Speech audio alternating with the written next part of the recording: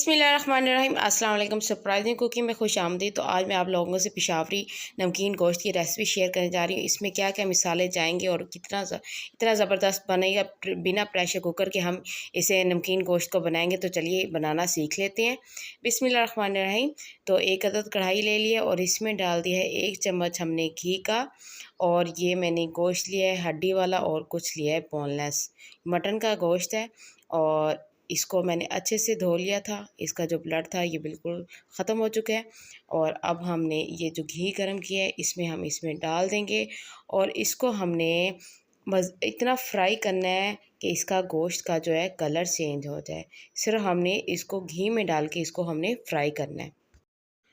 तो 5 से 10 मिनट मुझे लगे हैं इसको फ्राई करने में।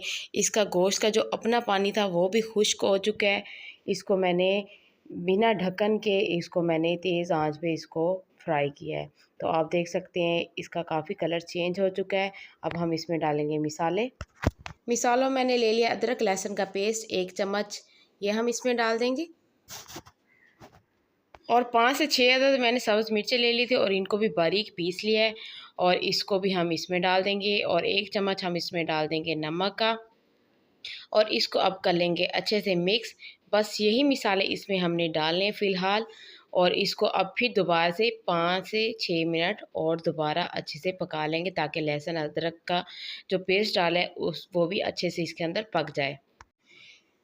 और अब हम इसमें डाल देंगे पानी डालना है 2 गिलास ताकि ये जो मटन है वो अच्छे से गल जाए। इसको हम रखेंगे 20 मिनट के लिए। इसको पकाने के लिए 20 मिनट में ये रेडी हो जाएगा और इसका पानी भी खुश्क हो जाएगा।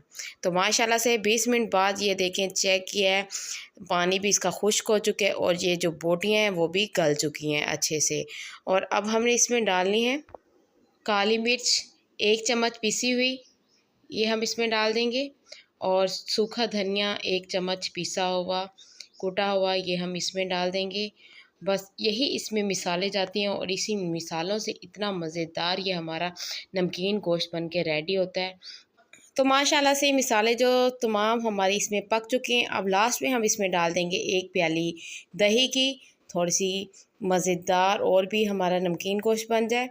तो इसको अब इतना हम पकाएंगे कि इसका जो पानी है वो अंदर खुश्क हो जाए।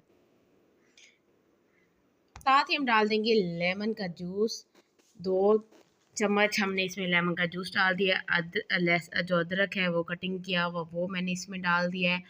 और थोड़ी सी हरी मिर्ची हैं वो डाल दिए गार्निश के लिए। तो माशाल्लाह से अल्हम्दुलिल्लाह ज़बरदस्त हमारा मटन नमकीन गोश्त बन के रेडी हो चुका है। और अब मैं इसकी दिखाती हूँ आपको फाइनल लुक। तो माशाल्लाह से अल्हम्दुलिल्लाह नमकीन गोश्त बन के रेडी हो चुके हैं। उम्मीद करती हूँ आज की आपको नमकीन गोश्त की रेसिपी पसंद आएगी। अगर रेसिपी पसंद आए तो प्लीज़ मेरी वीडियो को लाइक करें, शेयर करें, सब्सक्राइब करना मत भूला करें। अब दीजिए इजाज़त सरप्राइजिंग कुकिंग को। अल्लाह हाफ़िज़।